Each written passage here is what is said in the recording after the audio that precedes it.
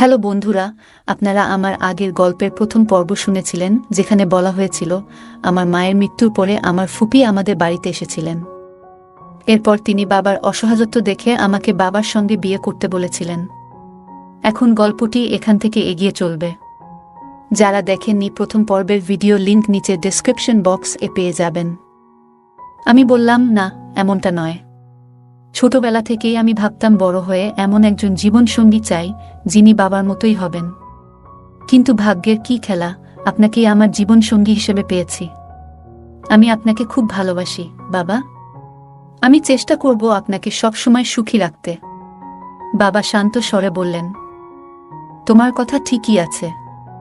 আমি তোমার বাবা হলেও এখন থেকে আমাদের সম্পর্ক এক নতুন রূপ নেবে। কিছুদিন আগে পর্যন্ত যাকে বাবা বলে ডেকেছি তার ভূমিকা আমার জীবনে এখন বদলে যাচ্ছে। আমি ভেবেছিলাম তাকে বাবা বলেই ডাকব, কিন্তু আমাদের সম্পর্ক ধীরে ধীরে অন্য রূপ নিতে শুরু করেছে। আমি লাজুকভাবে বললাম, আমি চেষ্টা করব। তার মুখে আনন্দের ঝিলিক ফুটে উঠল। তিনি আমার মুখ তুলে বললেন, এবার নিজের মনে একটা বিষয় স্থির করে নাও। আমি এখন থেকে চাই তুমি আমাকে এমনভাবে ডাকো যেমন তোমার মা আমাকে ডাকতেন। আমি লজ্জা পেয়ে মৃদু হেসে বললাম, আমি চেষ্টা করব। আমার চোখে ধীরে ধীরে তার প্রতি এক নতুন দৃষ্টিভঙ্গি স্পষ্ট হচ্ছিল। আমাদের সম্পর্ক আর বাবা মেয়ের মধ্যে সীমাবদ্ধ থাকল না। আমি বুঝে গেলাম এখন থেকে তিনি আমার জীবনের নতুন এক অধ্যায়ের সঙ্গী হতে চলেছেন। তার চোখে আমার প্রতি এক গভীর দৃষ্টিভঙ্গি ছিল, যা আমার মনে এক নতুন অনুভূতির জন্ম দিচ্ছিল। আমি নিজের লজ্জা লুকাতে ব্যস্ত হয়ে পড়লাম, কিন্তু ভেতরে ভেতরে এক অদ্ভুত উত্তেজনা অনুভব করছিলাম। যখনই আমাদের চোখে চোখ পড়ত, আমি লাজুকভাবে চোখ সরিয়ে নিতাম, কিন্তু কিছু সময় পরে আবার তার দিকে তাকিয়ে দেখতাম তিনি মৃদু হাসছেন। এই মুহূর্তগুলো আমাদের মধ্যে এক নতুন ধরনের সংযোগ তৈরি করছিল। একদিন ছেলেমেয়েরা একটা জিনিস চাওয়ার জন্য জেদ করতে লাগল।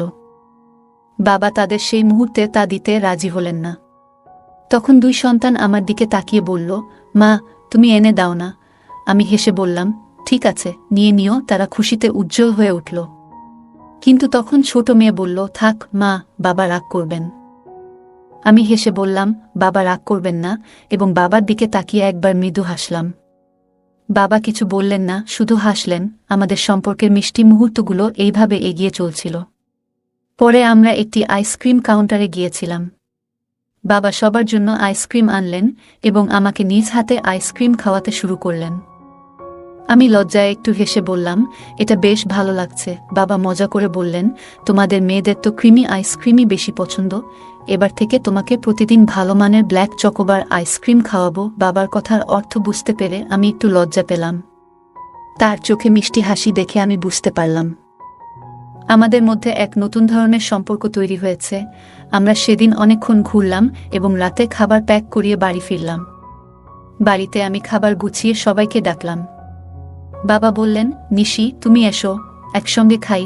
আমি হেসে বললাম, আপনারা খান, আমি পরে খাবো। বাবা জোর দিয়ে বললেন, না, তুমি আমার সঙ্গে বসে খাবে। আমি খাওয়ার টেবিলে খাবার দিতে গিয়ে সামান্য ঝুঁকলাম। তখন আমার শাড়ির আঁচল একটু সরে গেল।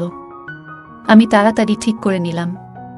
বাবা মৃদু হেসে বললেন, তুমি আসলেই সবকিছু এত যত্ন নিয়ে করো। সেদিন যখন বাবাকে দেখলাম, তিনি আমার দিকে একদৃষ্টে তাকিয়ে আছেন। আমি লজ্জায় লাল হয়ে গেলাম। তার চোখ আমার চোখের সঙ্গে মিলতেই আমি মৃদু হেসে নিজের শাড়ির আঁচল ঠিক করে নিলাম। বাবা আমাকে পাশে বসতে বললেন, আর আমি কেন জানি না, না করতে পারলাম না। আমরা একসঙ্গে একই প্লেটে খেতে শুরু করলাম। এমন সময় বাবা চুপিসারে আমার হাতে খাবার দিলেন, আর আমিও তাকে খাইয়ে দিলাম। এই মুহূর্তগুলো যেন এক অদ্ভুত রোমান্টিক অনুভূতিতে ভরা ছিল। দুই সন্তান খুব ক্লান্ত ছিল এবং ঘুমে ঢুলছিল। আমি বললাম, আমি ওদের ঘুম পাড়িয়ে দিচ্ছি। তাদের শুইয়ে দিয়ে এসে দেখি বাবা এখনো বসে আছেন। আমি বললাম, আপনি একটু বিশ্রাম নিয়ে নিন। বাবা ঘরে চলে গেলেন, আর আমি রান্নাঘরে বাকি কাজ শেষ করতে ব্যস্ত হয়ে পড়লাম। রাত হয়ে গেল, বাবা ঘুমাননি। আমি বুঝতে পারছিলাম তিনি বারবার আমার কাছে আসার চেষ্টা করছেন। আমি ভাবলাম বাবাকে এক কাপ দুধ দিয়ে আসি, কিন্তু ঘরে গিয়ে বলবো নাকি এখান থেকেই জিজ্ঞেস করব, এ নিয়ে দ্বিধায় পড়ে গেলাম। অবশেষে বাইরে থেকেই ডেকে বললাম, শুনছেন রিঙ্কির বাবা, আপনার জন্য কি গরম এক কাপ দুধ দেব? সেদিন অজান্তে প্রথমবার আমি তাকে রিঙ্কির বাবা না ডেকে শুনছেন বলে ডাকলাম, যেভাবে মা বাবাকে ডাকতেন। সেদিন যখন আমি বাবাকে ডাকলাম তখন অজান্তে এমন কিছু বলে ফেলেছিলাম যা আমাকে লজ্জায় ডুবিয়ে দিল। আসলে আমি তাকে প্রথমবার স্বামী হিসেবে সম্বোধন করেছিলাম। নিজেই নিজের কথায় লজ্জিত হয়ে পড়েছিলাম। বাবা ভেতর থেকে মজা করে বললেন, প্রিয়াজি, কি জানতে চাইছেন? তার এমন কথা শুনে আমার লজ্জার দ্বিগুণ হয়ে গেল। কিছু বলতে পারলাম না। তখনই তিনি বাইরে এলেন। তার মুখে এক মিষ্টি হাসি ছিল। তাকে সামনে দেখে আমার হৃদস্পন্দন যেন দ্রুত হতে লাগল। আমি ঘাবড়ে গিয়ে এদিক ওদিক তাকিয়ে কোনোভাবে বললাম, ওই, আমি দুধ দিতে এসেছি। তিনি মুচকি হেসে আমার কানে ফিসফিস করে বললেন, প্রিয়াজি, আপনার আদেশ আমাদের মাথায়। আমরা তো আপনার সেবক। তার এমন মজার কথা শুনে আমি লজ্জায় রাঙা হয়ে গেলাম। কিছু বলতে না পেরে তাড়াতাড়ি সরে এলাম। কিন্তু তার সেই কথাগুলো বারবার মনে পড়ছিল, আর আমি লজ্জায় আর আনন্দে মুচকি হাসছিলাম। আমি রান্নাঘরে গিয়ে এক গ্লাস দুধ গরম করে তাকে দিলাম। তিনি বললেন, মনে হচ্ছে তুমি এতে চিনি দাওনি। আমি বললাম, না, দিয়েছি তো। তিনি গ্লাসটা আমার দিকে বাড়িয়ে বললেন, তাহলে নিজেই একবার চেখে দেখো। আমি একটু চেখে দেখে বললাম, চিনি তো ঠিকই আছে। তখন তিনি মুচকি হেসে বললেন, তোমার খাওয়ার পরেই এটা মিষ্টি হয়ে গেছে। তার এমন মজার কথা শুনে আমি এত লজ্জা পেলাম যে তাড়াতাড়ি নিজের ঘরে চলে এলাম। তার কথা মনে পড়তেই আবার মুচকি হাসি ফুটে উঠল। বাবা এতটা মজার হতে পারেন তা আগে কখনো কল্পনা করিনি। ঠিক তখনই ফুপির ফোন এলো। আমি ফোন তুলে গল্প করতে লাগলাম। গল্পের মাঝখানে ফুপি জিজ্ঞেস করলেন, ভাবি, সব ঠিকঠাক তো? সেদিন আমি বাইরে গিয়ে ফুপির সঙ্গে কথা বলতে শুরু করলাম। তিনি আমাকে জিজ্ঞেস করলেন, ভাবি, রিঙ্কি তো বেশ জেদ ধরেছিল, কোথায় নিয়ে গেলেন? আমি বললাম, হ্যাঁ ফুপি, বাচ্চারা অনেকদিন ধরে বাড়িতে ছিল, তাই একটু বাইরে আয়েস করতে নিয়ে গেলাম। ফুপি মুচকি হেসে বললেন, ভাবি, আমার ভাই আর আপনার মধ্যে কি কোনো নতুন সম্পর্ক তৈরি হলো? আমি একটু লজ্জা পেয়ে বললাম, এখনো নয়, তবে হয়ে যাবে। আমি জানতাম ফুপি কোনো সম্পর্কের কথা বলছেন। আমি বললাম, দিদি, নতুন সম্পর্ক ঠিকভাবে তৈরি করতে হলে পুরনো সম্পর্কগুলো ভুলতে হবে। সেটা আমাদের সবার জন্যই ভালো। ফুপি সায় দিয়ে বললেন, ঠিকই বলেছ ভাবি, তবে মনে হচ্ছে তোমরা দুজন মিলে ভালোই সময় কাটিয়েছ। আমি মৃদু হেসে বললাম, আপনি কি বলছেন ফুপি? তারপর ফুপি বললেন, আমাকে ফুপি না বলে দিদি বলে ডাকো। ঠিক আছে দিদি, এখন থেকে ডাকবো। আমি বললাম। তখন দিদি আমাকে ঠাট্টা করে বললেন, ভাবি, আমার ভাই কি তোমার হাত ধরেছেন? আমি হেসে বললাম, উফ দিদি, আপনি কেমন কথা বলছেন? দিদি বললেন, তাহলে তুমি কিভাবে বুঝলে যে তিনি পুরনো সম্পর্ক ভুলে গেছেন? আমি বললাম, তেমন কিছু নয় দিদি। আমরা যখন বাইরে আইসক্রিম খেতে গিয়েছিলাম তখন উনি বলছিলেন, তোমাকে রোজ আইসক্রিম খাওয়াবো, আর সেটা শুনে আমি বুঝে গিয়েছিলাম যে তিনি কোনো আইসক্রিমের কথা বলছেন। দিদি মজা করে বললেন, আহা ভাবি, সেটা তো আসল আইসক্রিম, চোকোবার, খুবই মজার জিনিস। এই কথা শুনে আমি লজ্জায় রাঙা হয়ে গেলাম এবং নিজের ঘরে ফিরে এলাম। বিছানায় শুয়ে তখনও ফুপি কথাগুলো কানে বাজছিল। আমি মনে মনে ভাবছিলাম, পাপা আমাকে সত্যি সত্যি চোকোবার খাওয়াবেন? তারপর নিজেই উত্তর দিলাম, কেন নয়? নিজের স্ত্রীকে না খাইয়ে আর কাকে খাওয়াবেন? আমি শুয়ে শুয়ে ভাবতে লাগলাম, দিদি কি পাপার সঙ্গে আমাদের সম্পর্কের কথা বলেছিলেন? পাপার আজকের আচরণ দেখে মনে হচ্ছে তিনি নিশ্চয়ই কিছু আলোচনা করেছেন। এত ভাবনার মাঝেও একটা প্রশ্ন আমাকে তাড়া করছিল, পাপা কি সত্যি আমাকে তার স্ত্রী হিসেবে ভাবতে শুরু করেছেন? সকালবেলা আমি বসে বসে ভাবছিলাম, পাপা কি সত্যিই আমাকে তাদের সন্তানদের মা হিসেবে দেখতে চান? কিছুক্ষণ চিন্তাভাবনার পর নিজেই উত্তর পেয়ে গেলাম, যদি সেটা না চাইতেন তবে কেন বলতেন আমাকে পাপা বলে ডেকো না? আমি তোমার বাবা নই, আমি তোমার সন্তানের বাবা। এটা পরিষ্কার ছিল যে তিনি আমাকে সন্তানদের মা হিসেবে দেখতে চান। পরের দিন সকালে বাচ্চারা স্কুলের জন্য তৈরি হয়ে বেরিয়ে পড়ল। পাপা তখনও ঘুমাচ্ছিলেন। আমি ভাবলাম, কেন না বুয়াকে ফোন করে জেনে নিই তিনি পাপার সঙ্গে আমাদের বিয়ের ব্যাপারে কথা বলেছেন কিনা। আমার মনে নানা প্রশ্ন ঘুরছিল, তাই আর অপেক্ষা না করে ফোন করলাম। আমি বললাম, দিদি নমস্কার। বুয়া হাসতে হাসতে বললেন, কি ভাবি, আবার বুয়া? ঠিক করে বলো। আমি একটু লজ্জা পেয়ে বললাম, সরি দিদি। দিদি বললেন, বলতো, এত সকালে আমাকে কি মনে পড়ল? আমি বললাম, দিদি, আসলে কিছু বুঝতে পারছি না কিভাবে আপনার সঙ্গে বলবো। দিদি মিষ্টি গলায় বললেন, ভাবি, কি হয়েছে বলো তো? আমি বললাম, দিদি, আপনার কি পাপার সঙ্গে কোনো কথা হয়েছে? দিদি মজা করে বললেন, কেন ভাবি, এত তাড়াতাড়ি কিসের এত উৎসাহ? আমি লজ্জা পেয়ে বললাম, দিদি, তেমন কিছু না। আমি জানতে চাইছিলাম আপনি কি তার সঙ্গে আমাদের সম্পর্ক নিয়ে কথা বলেছেন? দিদি বললেন, হ্যাঁ ভাবি, কথা তো হয়েছেই। তোমার কি মনে হয়? আমি তো জানতাম পাপা শুনেই খুশি হয়ে যাবেন। আমি অবাক হয়ে বললাম, তবে কি সত্যিই পাপা রাজি হয়েছেন? দিদি মুচকি হেসে বললেন, ভাবি, তোমার কি মনে হয় পাপা না বলবেন? এই কথাগুলো শুনে আমার মন শান্ত হল। মনে মনে ভাবলাম, পাপা সত্যিই খুশি। হয়তো এটাই আমাদের নতুন জীবনের শুরু। দিদি বললেন, ভাবি, এটা তো সম্ভবই নয় যে কেউ আমার ভাবির এই সম্পর্ককে প্রত্যাখ্যান করবে। আরে ভাবি, দাদা তো এত খুশি যে তা ভাষায় বোঝানো যাবে না। আর শোনো ভাবি, তোমাকে একটা কথা বলি, দাদা নিজেই আমাকে বলেছিল তোমার সঙ্গে কথা বলতে। বারবার আমাকে জিজ্ঞাসা করছিল, সত্যি করে বলতো প্রিয়া কি এই সম্পর্কে রাজি আছে? দিদি কথা শুনে আমি ভীষণ লজ্জা পেলাম। মনে হলো পাপা আমাকে তার জীবনসঙ্গী বানানোর জন্য এতটাই উদ্গ্রীব। এমন সময় পাপার গলা শুনে আমি বললাম, দিদি, পরে কথা বলবো, এবং ফোনটি রেখে দিলাম। আমি তখন রান্নাঘরে ছিলাম। হঠাৎ পাপা এসে পিছনে দাঁড়ালেন। তিনি বললেন, প্রিয়া, বলো তো, আমি কি তোমার একটু সাহায্য করতে পারি? আমি লজ্জায় কিছু বলতেই পারছিলাম না। শুধু বললাম, আমি করতে পারবো। আপনি যান। পাপা হেসে বললেন, তাড়াতাড়ি তৈরি হয়ে নাও, আমরা বাইরে কোথাও ঘুরতে যাব। এটা বলেই তিনি চলে গেলেন। তার চলে যাওয়ার পর আমি একটু স্বস্তি পেলাম। আমার মনে হচ্ছিল এখন আর বেশি দিন নেই যখন আমার ঘরের ঠিকানা পাপার ঘরে বদলে যাবে। আমি যখন তৈরি হয়ে বাইরে বেরোলাম, তখন দেখি পাপার কাছে কারো ফোন এসেছে। সেই ফোন পেয়ে তাকে অন্য কোথাও কাজে যেতে হলো। আমি তখন জামাকাপড় বদলে গৃহস্থালির কাজে মন দিলাম। ঘর পরিষ্কার করার পর পাপার ঘরে তার কাপড় আনতে গেলাম। বিকেলে দরজার ঘণ্টা বাজল। আমি মনে মনে হাসতে হাসতে ভাবলাম তিনি এসেছেন, এবং দরজার দিকে ছুটে গেলাম। মনে হচ্ছিল বহুদিন পর যেন নিজের প্রিয়জনকে দেখব। দরজা খুলে দেখি সামনে পাপা নন, অন্য কেউ দাঁড়িয়ে। পাপার বদলে অন্য কাউকে দেখে আমার মুখ মলিন হয়ে গেল। আমি জিজ্ঞেস করলাম, জি, আপনি কাকে খুঁজছেন? সামনের লোকটি বলল, ম্যাডাম, কুরিয়ার আছে। এটি এই নামে পাঠানো একটি চিঠি। আমি বললাম, উনি তো এখন বাড়িতে নেই। ছেলেটি বলল, আপনি কে? আমি হেসে বললাম, আমি উনার স্ত্রী। এটা বলতে গিয়ে আমার মনে একটু অন্যরকম আনন্দ হচ্ছিল। জীবনে প্রথমবার কাউকে বললাম যে আমি পাপার স্ত্রী। কিছুক্ষণ পর পাপা বাড়ি ফিরলেন। হয়তো কোনো জরুরি কাজ ছিল যে কারণে দেরি হয়ে গেল। উনি ফিরে এসে সোজা নিজের ঘরে গিয়ে ফ্রেশ হতে লাগলেন। এই ফাঁকে আমি খাবার টেবিলে সব প্রস্তুত করলাম। সব রেডি করার পর পাপাকে বাইরে থেকে ডাক দিলাম, শোনো রিঙ্কির বাবা, খাবার রেডি। একদিনের মধ্যেই আমি যেন মায়ের মতো কথা বলতে শিখে গেছি। এখন আমার আর মায়ের মধ্যে খুব বেশি পার্থক্য নেই। আমি ভাবছিলাম, যা কিছু আগে মায়ের ছিল, এখন সবই যেন আমার হয়ে গেছে। এই বাড়ির প্রতিটি জিনিস, বাচ্চারা, শোবার ঘর, এমনকি মায়ের জীবনসঙ্গীও। যে হৃদয়ে এতদিন মা বাস করতেন, এখন সেখানে আমি স্থান পেয়েছি। এমনকি বলা যায় আমি সেখানে পুরোপুরি জায়গা করে নিয়েছি। বাচ্চারা ও পাপা সবাই ডাইনিং টেবিলে চলে আসার পর পাপা মজা করে বললেন, কি খবর আমাদের নতুন সরকার? পাপার এমন কথা শুনে আমি লজ্জায় পড়ে গেলাম। আস্তে করে বললাম, এই কি যে বলেন? পাপা হাসতে হাসতে বললেন, তাহলে আর কে হবে রিঙ্কির মা?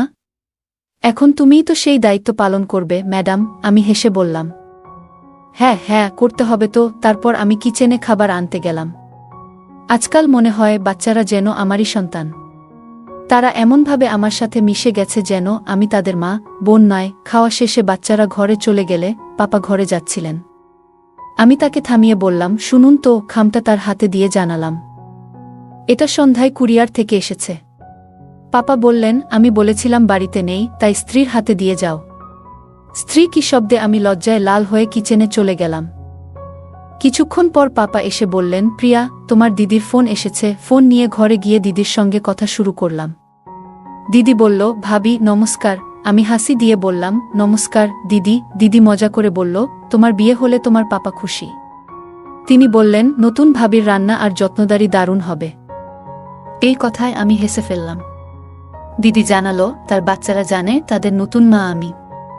দিদির বয়স ৩-২, তার ২টি সন্তান রয়েছে। বাচ্চারা আমাদের মতোই।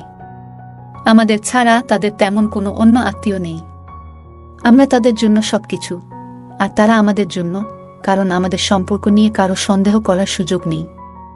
কেউই আমাদের আসল সম্পর্কের কথা জানে না। দিদির সঙ্গে কথা বলে আমার খুব ভালো লাগছিল, এক ধরনের ঘনিষ্ঠতার অনুভূতি হচ্ছিল। তখনই দিদি জিজ্ঞেস করল, তুমি এখন রাতবেলা কি করছো? আমি হেসে বললাম, আমি বাসন মাজছি। এ কথা শুনে দিদি একটু রাগ করে বলল, তুমি এসব কেন করছো? তার রাগ দেখে আমি কিছুটা অবাক ও খারাপ বোধ করলাম। আমি উত্তর দিলাম, দিদি, এ তো আমার রুটিন কাজ। দিদি বলল, ভাবি, এটা ঠিক আছে, কিন্তু শোনো, তোমার তো বিয়ে হতে চলেছে। এ সময় নিজেকে একটু সুন্দরভাবে রাখাটা জরুরি। জানো, যখন একজন নারী রাতে সাজগোজ করে নিজের স্বামীর সামনে যায়, তখন তা তাদের ভালো লাগে।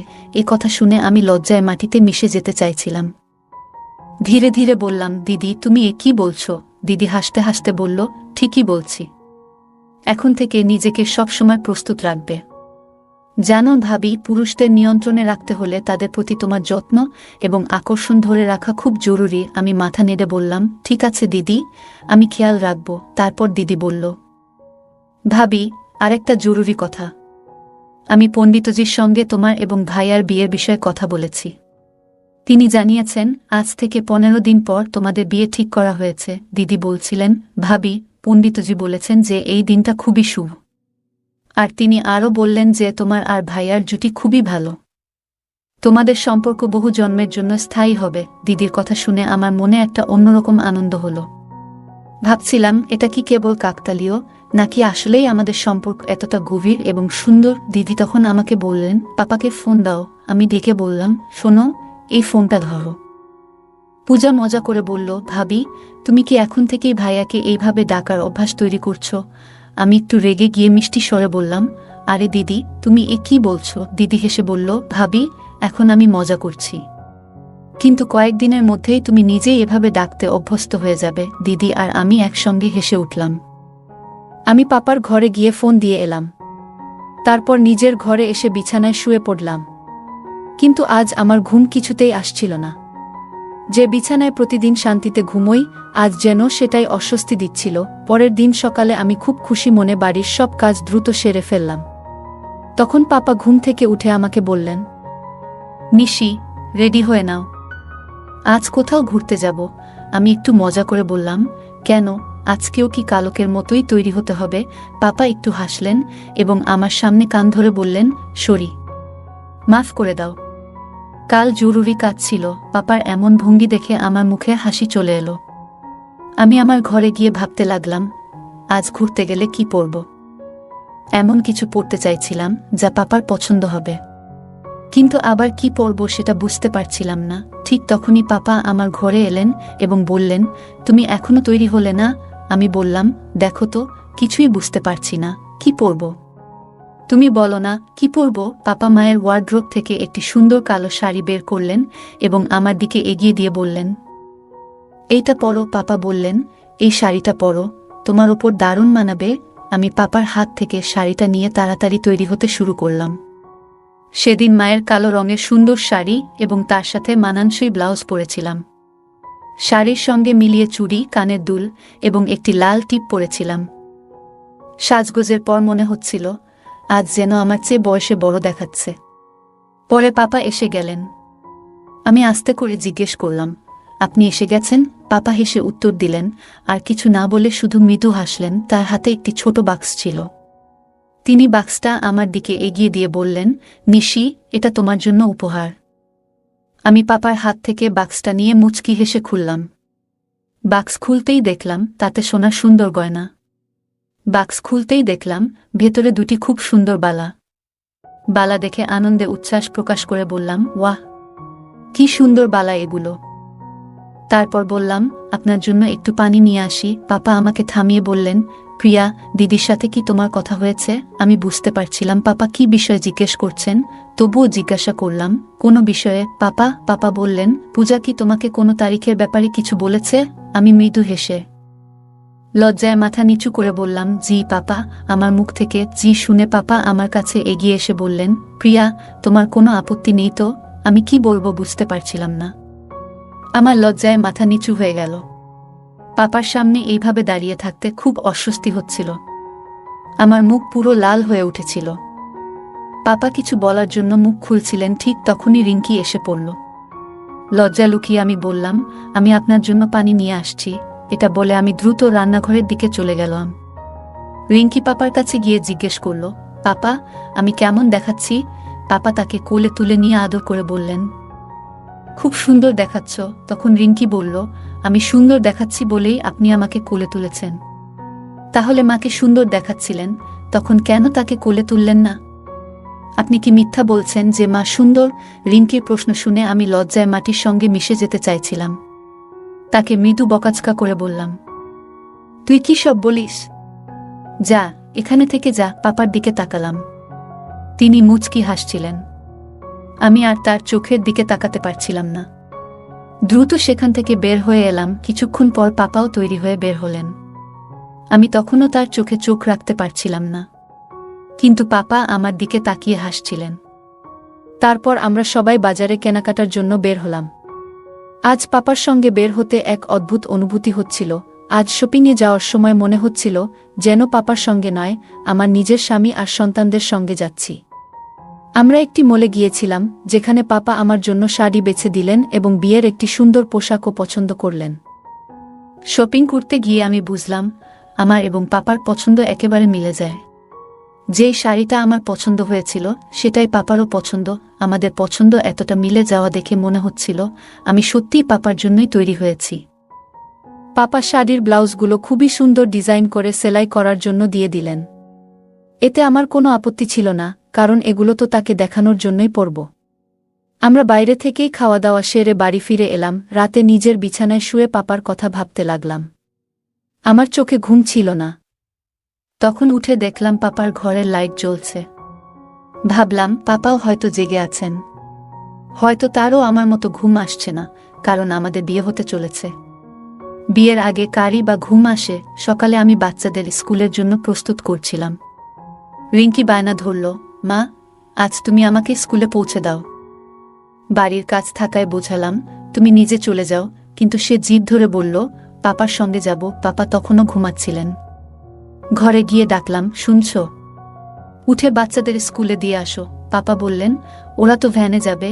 আমি জোর দিয়ে বললাম, না, তোমাকেই যেতে হবে। পাপা কাপড় পরতে পরতে বললেন, যা হুকুম সরকার। এই কথায় আমি হেসে বললাম, তাড়াতাড়ি করো, দেরি হচ্ছে। আমি এখন পাপার সঙ্গে একজন স্ত্রীর মতোই আচরণ করছি, যেন বাড়ির সব দায়িত্ব আমার। পাপা বাচ্চাদের স্কুলে ছেড়ে যাওয়ার পর আমি ঘরের কাজে মন দিলাম। পাপার ঘর গুছাতে গিয়ে মোবাইল বেজে উঠল। দিদি ফোন করেছিল। দিদি হাসতে বললেন, ভাবি, ভাইয়াকে নিজের ইশারায় নাচানো শুরু করেছেন নাকি?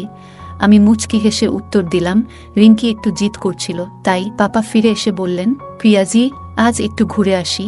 আমি রাজি হয়ে প্রস্তুতি নিতে গেলাম। হঠাৎ ভাবলাম পাপার পছন্দের পোশাক পরি।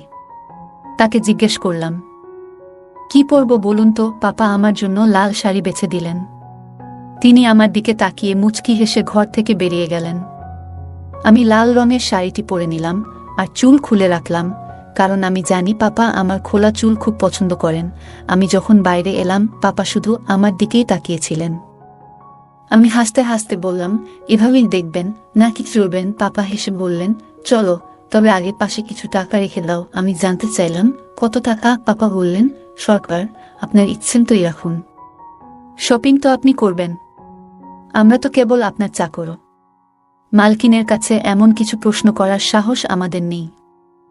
পাপার কথা শুনে আমার গাল লজ্জায় লাল হয়ে গেল। আমি মুচকি হেসে বললাম, এই রকম কথা বলা আপনি শিখেছেন? তারপর আমি আলমারি থেকে কিছু টাকা নিয়ে পাপার সঙ্গে বেড়াতে বেরিয়ে পড়লাম। পাপা গাড়ি চালিয়ে শহরের বাইরে একটি নির্জন জায়গায় নিয়ে এলেন। সেখানে একটি পুরনো দুর্গ ছিল। পাপা বললেন, প্রিয়া, তোমার ছবি তোলার জন্যই এখানে নিয়ে এসেছি। আমি বললাম, এটা তো বাড়িতেও করতে পারতেন। পাপা হেসে বললেন, বাইরের সবুজের মধ্যে ছবি আরও সুন্দর আসবে। পাপার কথা শুনে আমি মৃদু হেসে বললাম, ঠিক আছে, চলুন। পাপা আমার কানের কাছে এসে ফিসফিসিয়ে বললেন, ভয় লাগছে না তো? আমি মুচকি হেসে বললাম, আপনি যখন পাশে আছেন তখন আর ভয় কিসের? পাপা বললেন, যে কেউ তোমার প্রেমে পড়তে পারে। আমি নিজেকে খুব ভাগ্যবান মনে করি যে তুমি আমাকে পেয়েছ। পাপার এই কথা শুনে আমি লজ্জায় চোখ নামিয়ে বললাম, কত মিথ্যে কথা বলেন আপনি। আমি এত সুন্দর নই, আমি খুব সাধারণ চেহারার মেয়ে। বাবা বললেন, চলো বাইরে একটু হাঁটি। আমি চুপচাপ সম্মতি দিলাম এবং বাইরে একটা আম গাছের দিকে ইশারা করলাম। আমরা গাছটার নিচে গেলাম। বাবা তখন মোবাইল বের করে বললেন, একটু দাঁড়াও, তোমার ছবি তুলতে চাই। আমি পোজ দিলাম আর বাবা ছবি তুললেন। ছবি তোলার সময় বাবা নিজেও কিছু পোজে আমার সঙ্গে ছবি তুললেন। হঠাৎ তিনি পকেট থেকে ছোট্ট একটা বাক্স বের করলেন। বাক্সটা খুলে দেখলাম একটা আংটি। বাবার চেহারায় তখন এক অদ্ভুত কোমলতা। তিনি বললেন, প্রিয়া, এই আংটি তোমার জন্য। আমি চাই তুমি এই সম্পর্ককে নতুনভাবে গ্রহণ করো। আমি হতভম্ব হয়ে দাঁড়িয়েছিলাম। বাবা আমার হাত ধরে আংটিটা পরিয়ে দিলেন। লজ্জায় আমি দৌড়ে চলে এলাম। বাবা আমার পেছন পেছন এলেন এবং বললেন, প্রিয়া, তোমার উপস্থিতি আমার জীবনে একটা নতুন অর্থ এনেছে। তোমাকে ছাড়া আমি আর এক মুহূর্ত থাকতে পারবো না। এরপর আমরা অনেক কথা বললাম। কিছুক্ষণ পর বাবা বললেন, চলো, তোমার জন্য কিছু কেনাকাটা করি। আমরা বাজারে গিয়ে আমার জন্য সুন্দর কিছু পোশাক কিনলাম। বাবা বারবার বলছিলেন, তোমার মতো সুন্দর মেয়ে যদি সুন্দর পোশাক না পরে তাহলে কিভাবে হবে? আমি তার কথায় হাসলাম, আবার একটু লজ্জাও পেলাম। বাবার সাথে কাটানো প্রতিটি মুহূর্ত যেন বিশেষ হয়ে উঠছিল। বাবা বললেন, প্রিয়া, আমাদের বিয়ের পর তোমার পছন্দমতো নতুন ফার্নিচার কিনে তোমার জন্য নতুন ঘর সাজাবো। এই কথায় আমি এক মুহূর্ত থেমে তাকে জিজ্ঞেস করলাম, তোমার কি মনে হয় আমি তোমার সঙ্গী হতে পারবো? বাবা গভীরভাবে আমার চোখের দিকে তাকিয়ে বললেন, তুমি আমার জীবনের সবচেয়ে বড় প্রেরণা। বাবা বললেন, চলো, বাড়ির জন্য কিছু নতুন জিনিস কিনি। কেনাকাটা সেরে আমরা বাড়ি ফিরলাম। তখনই বাচ্চারা বাড়ি এলো আর আমি ঘরের কাজে ব্যস্ত হয়ে পড়লাম। হঠাৎ বাবার ফোনে কল এলে তিনি দেখা করতে বাইরে চলে গেলেন। আমি ঘর গুছানোর সময় ভাবছিলাম, এই বাড়ি এখন আমারও। পুরনো অ্যালবাম দেখতে গিয়ে বাবার সঙ্গে মায়ের একটি ছবি দেখে অদ্ভুত অস্বস্তি হলো। মনে হলো বাবার পাশে থাকার অধিকার কেবল আমার। চিন্তা সরিয়ে রাতের খাবার তৈরি করতে লাগলাম। কিছুক্ষণের মধ্যেই বাবা ফিরে এলেন আর আমি খাবার টেবিল সাজালাম। আমি বাবাকে ডাকার জন্য তার ঘরে গিয়েছিলাম। তখন বাবা বললেন, নিশি, তোমার কেনা পোশাকগুলো পরে দেখেছ? মাপ ঠিক আছে তো? আমি লজ্জায় মুখ নামিয়ে বললাম, হ্যাঁ, সব ঠিক আছে। বাবা আবার বললেন, একবার পরে দেখো, ভালো লাগবে। আমি তখন মৃদু হাসলাম এবং বললাম, পরে দেখব। খাবার টেবিলে সবাই একসঙ্গে বসেছিলাম। বাবা মাঝে মাঝে আমাকে দিকে তাকিয়ে হাসছিলেন আর আমি লজ্জায় চোখ নামিয়ে নিচ্ছিলাম। সেদিনের পুরো সন্ধ্যাটা আমার কাছে বিশেষ হয়ে উঠেছিল। মনে হচ্ছিল আমাদের জীবনে এক নতুন অধ্যায় শুরু হতে চলেছে। রাতের খাবারের পর আমি বাচ্চাদের ঘুম পাড়িয়ে রান্নাঘরে কিছু কাজ গুছাতে গেলাম। হঠাৎ পেছন থেকে বাবার কণ্ঠ শুনতে পেলাম, নিশি, তুমি কি জানো তুমি কতটা বদলে গেছ? আমি ঘুরে তাকালাম এবং মৃদু হেসে বললাম, আপনার কথার মানে কি বাবা? বাবা বললেন, তোমার হাসি, তোমার যত্ন, এগুলো যেন আমার জীবনের সব ক্লান্তি মুছে দেয়। আমি লজ্জায় মাথা নিচু করে বললাম, আপনি এমন কথা বলছেন কেন? বাইরে রিঙ্কি যদি শোনে তাহলে কি ভাববে? বাবা আমার দিকে তাকিয়ে বললেন, তোমার উপস্থিতি আমার জীবনের সবচেয়ে বড় আশীর্বাদ। আমি আর কিছু বলতে পারলাম না, শুধু হেসে রান্নাঘরের কাজ চালিয়ে গেলাম। কিছুক্ষণ পর বাবা আবার বললেন, নিশি, জানো, আমি তোমার মতো জাদুকরী মেয়ে কখনো দেখিনি। তুমি আমার জীবনের সবকিছু পাল্টে দিয়েছ। এই কথা শুনে আমি লজ্জায় রান্নাঘর ছেড়ে বেরিয়ে এলাম। বন্ধুরা, আজকের গল্প এখানেই শেষ। কিন্তু এরপর কি হলো সেটা জানতে হলে অপেক্ষা করতে হবে পরবর্তী পর্বের জন্য। যদি আপনারা বেশি করে কমেন্ট করেন যে পরের পর্ব চাই, তাহলে দ্রুতই আপলোড করে দেব। আমাদের চ্যানেলে আরও অনেক সুন্দর গল্প আপলোড করা আছে, সেগুলো দেখে আসতে পারেন। আর অন্য কোনো বিশেষ গল্প শুনতে চাইলে অবশ্যই কমেন্টে জানাবেন। আপনাদের মতামত আমাদের কাছে অনেক মূল্যবান। গল্পগুলো ভালো লাগলে আমাদের চ্যানেলটি সাবস্ক্রাইব করুন এবং গল্পটি শেয়ার করতে ভুলবেন না। ধন্যবাদ।